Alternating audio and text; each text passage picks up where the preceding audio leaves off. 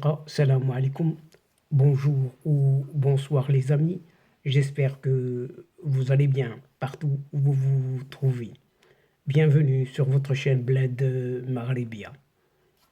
Abonnez-vous pour rester très informé et comme il se doit. Cette séquence vidéo se consacre à nouveau à ce dossier du Sahara. Et voilà pourquoi. Voilà pourquoi les États-Unis doivent soutenir le Maroc contre cette Algérie. En tout cas, c'est ce que pense un certain expert et nous allons voir à travers la présente séquence ce qu'il en est exactement. Eh bien, dans une tribune consacrée au sujet du Sahara marocain et l'intervention de grandes puissances comme les États-Unis, la Russie ou encore la Chine, un magazine américain soutient que Washington doit absolument soutenir le Maroc et que l'acteur derrière cette marionnette de ce Polisario n'est autre que ce régime algérien. Point.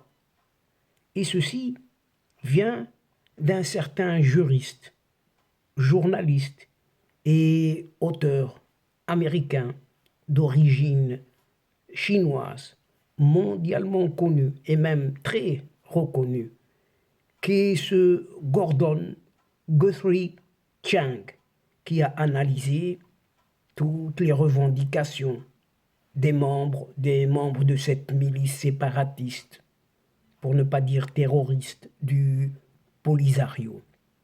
La position du Maroc et l'intervention cachée d'un certain régime algérien, pour ne pas le nommer, ainsi que l'intérêt pour toute une communauté internationale de maintenir une certaine paix en Afrique du Nord. Et toujours en cette Afrique du Nord, le Maroc est enfermé, pour ne pas dire encerclé, dans une lutte de plusieurs décennies avec cette Algérie, ou plutôt ce régime algérien, qui aide Mordicus, le groupe du Polisario, et qui est entre guillemets essentiellement un mandataire algérien qui contrôle cette abstraite, chimérique, RASD, République arabe sahraoui démocratique, autoproclamée, pour ne pas dire créée, inventée par cette Algérie, et pourtant non reconnue par l'Organisation des Nations Unies. C'est ce qu'indique le magazine Newsweek. Et l'auteur de l'article, Gordon Guthrie Chang, confirme aussi une réalité, que cette Algérie, seule cette Algérie, réfute en disant ceci. L'Algérie soutient la RASD et le Polisario avec de l'argent, des armes et une formation militaire. Fermons les guillemets, point. Et Gordon Guthrie Chang suggère aussi que si l'argument de ce qui est appelé l'autodétermination, poussé à fond par le régime de cette Algérie, avec son moutard polisarien, et de nouveau, entre guillemets, émotionnellement puissant, il faudrait déjà que cette même Algérie, vous entendez bien, soit un exemple en termes de démocratie, de respect des droits humains et des libertés, et qu'elle permette tout d'abord une certaine autodétermination qu'elle réclame de partout pour son propre peuple déjà, ainsi que pour d'autres groupes, comme le Polisario qu'elle a créé elle-même au sein et sur son propre territoire. Mais l'Algérie, État de plus en plus dur, n'est pas en mesure de promouvoir quoi que ce soit et encore moins les droits individuels, résume Gordon Guthrie Chang.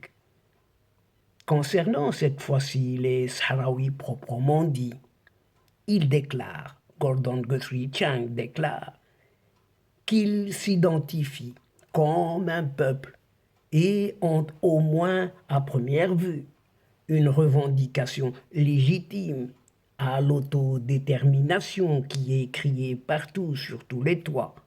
Pourtant, il n'est pas clair que les Sahraouis aient droit à un État qui leur soit propre. Les Sahraouis sont partout, au Maroc, comme en Algérie, comme au Mali, comme en Mauritanie, comme en Libye. De quel Sahraoui parle-t-on?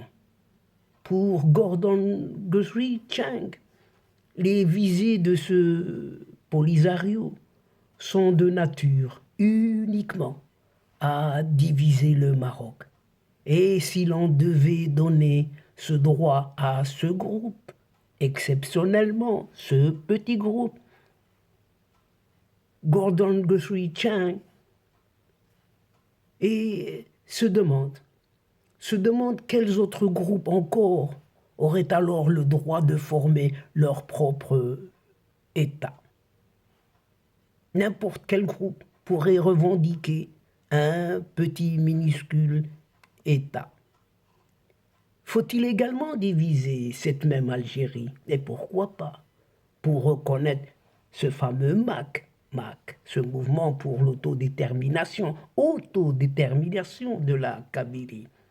Une force sécessionniste, berbère, avec sa propre constitution, son propre gouvernement, et qui vit en exil, s'interroge toujours Gordon Guthrie Chang.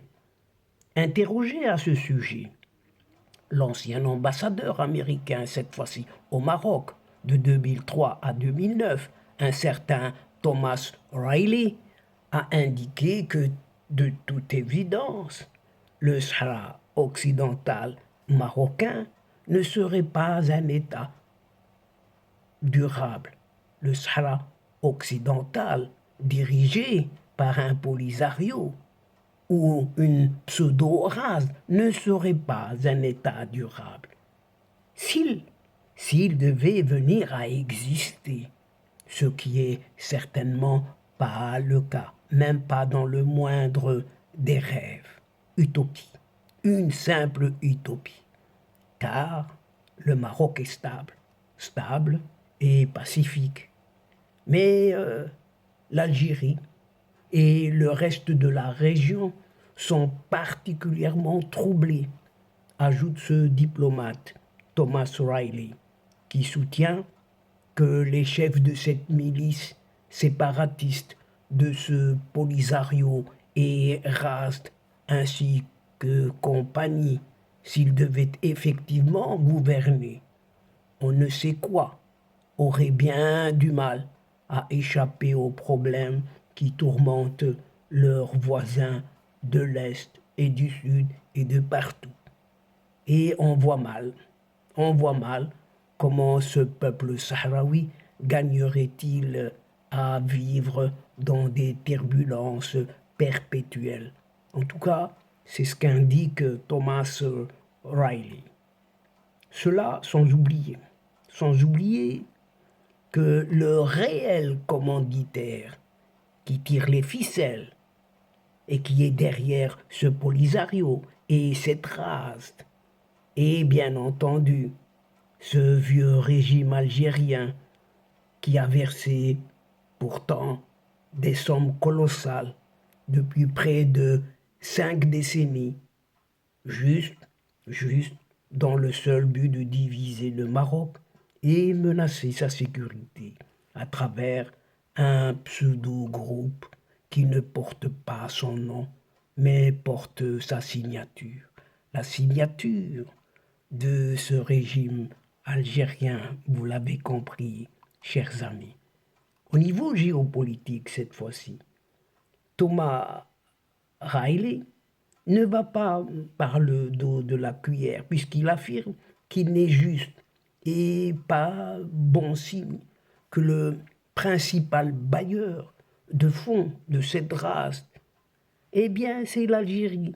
L'Algérie et ses propres bailleurs de fonds très dangereux. Pourquoi sont alliés à cette Russie ainsi qu'à cette Chine? Ce qu'a affirmé évidemment ce diplomate Thomas Riley. Être en Algérie, c'est comme vivre en Russie et en Chine. Et il n'est pas étonnant que les Russes et les Chinois s'y sentent à l'aise, à estimer Thomas Riley. Et dans un monde qui se divise de plus en plus, désormais en camps, petits camps, bien Washington devrait soutenir ses amis et non ses ennemis, a indiqué pour sa part un certain Jonathan Bass qui suit la Chine de près et dans la région pour ce consultant en énergie à Infra Global Partners, déclarant le Maroc à tendance occidentale est un partenaire naturel de l'Amérique, contrairement à la Russie et à l'Algérie à tendance chinoise, elle, a surenchéri ce diplomate. Pour le consulat, chez Infra Global Partners, la Chine jouerait un rôle dans le dossier du Sahara marocain en acheminant de l'argent via l'Iran et ses mandataires vers les ennemis du Maroc, en particulier toujours ce moutard algérien qui est ce Polisario. Et il est vrai ainsi que les États-Unis ont récemment découvert des sociétés écrans installées en Chine cette fois-ci et qui servaient à détourner la vente d'armes iraniennes sous embargo.